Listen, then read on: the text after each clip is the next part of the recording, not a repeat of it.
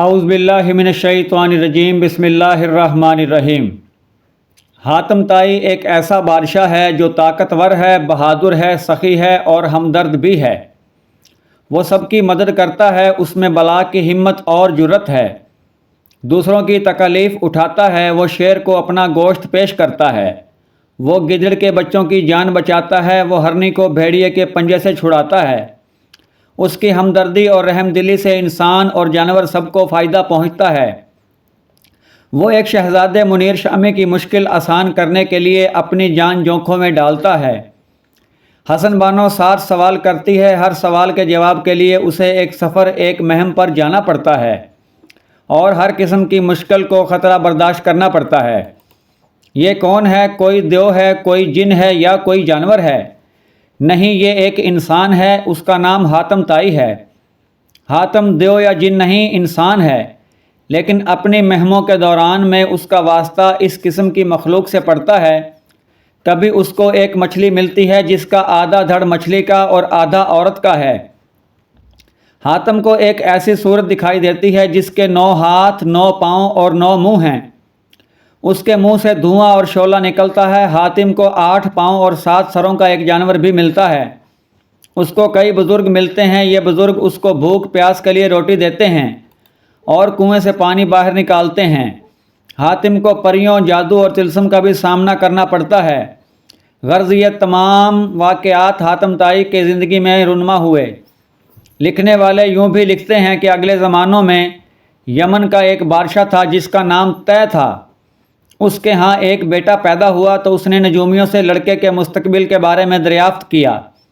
انہوں نے شہزادے کو ہر طرح سے صاحب اقبال پایا اور کہا، یہ اللہ کی خوشنودی کے لیے تمام عمر کام کرتا رہے گا۔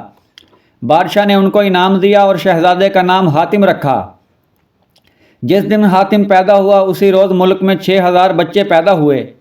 بادشاہ نے ان سب کی پرورش اپنے ذمے لے لی۔ 6000 دائیاں ان بچوں کے لیے رکھی گئیں جو 4 دائیاں حاتم کے واسطے مقرر کی گئیں۔ انہوں نے لاکھ کوشش کی مگر حاتم نے دودھ نہ پیا۔ بادشاہ نے فوراً سیانوں کو بلایا اور اس کا سبب پوچھا۔ وہ بولے کہ حاتم پہلے دوسرے بچوں کو دودھ پلوائے گا پھر خود پیے گا۔ چنانچہ جب دوسرے بچے دودھ پی چکے تب حاتم نے بھی دودھ پی لیا۔ حاتم بچپن ہی سے نہ روتا تھا، نہ اکیلے کھاتا تھا اور نہ ہی غفلت کی نیند سوتا تھا۔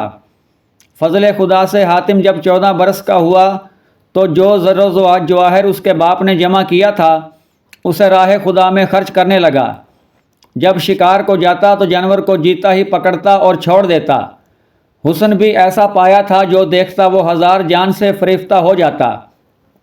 اتفاق سے ایک دن جنگل میں شکار کھیلنے گیا کہ اتنے میں ایک شیر غرتا ہوا نظر آیا۔ حاتم کو اندیشہ ہوا کہ اگر خنجر مارتا ہوں تو یہ بے جان بے زبان زخمی ہو جاتا اور یا مارا جاتا، اگر اسے چھوڑتا ہوں تو خود جان گنوا دیتا ہوں۔ پھر سوچنے لگا اگر یہ میرا گوشت کھا لے تو اس کا پیٹ بھر جائے گا اور مجھ کو ثواب ہوگا۔ چنانچہ حاتم شیر کے آگے آیا اور بولا، اے شیر صحرائی، میرا اور میرے گھوڑے کا گوشت حاضر ہے، اپنا پیٹ بھر لے اور چلا جا۔ یہ سنتے ہی شیر اپنا سر جھکا کر حاتم کے قدموں میں گر پڑا۔ یہ دیکھ کر حاتم نے کہا، اے شیر، یہ مناسب نہیں ہے کہ حاتم کے پاس تو آئے اور بھوکا چلا جائے۔ اگر مجھ کو نہیں کھانا تو میرا گھوڑا موجود ہے۔ شیر کچھ نہ بولا، سر جھکا کر چلا گیا۔ غرض حاتم برابر خلق خدا کی خدمت کرتا تھا۔ حاتم طائی کے بارے میں ایک اور بات بڑی مشہور ہے۔ حاتم طائی کے دربار کے 7 دروازے تھے اور جب بھی کوئی فقیر اس کے ایک دروازے پر صدا لگاتا تو اس کو وہ پہلے دروازے سے عنایت کرتا، اور جب وہی فقیر دوسرے دروازے پر جا کے پھر صدا لگاتا تو حاتم طائی اس کو پھر عطا کرتا، یہاں تک کہ وہ فقیر 7 کے 7 دروازوں پر جا کے سوال کرتا تو حاتم طائی اتنا سخی تھا کہ اس کو 7 کے 7 دروازوں سے عطا کرتا۔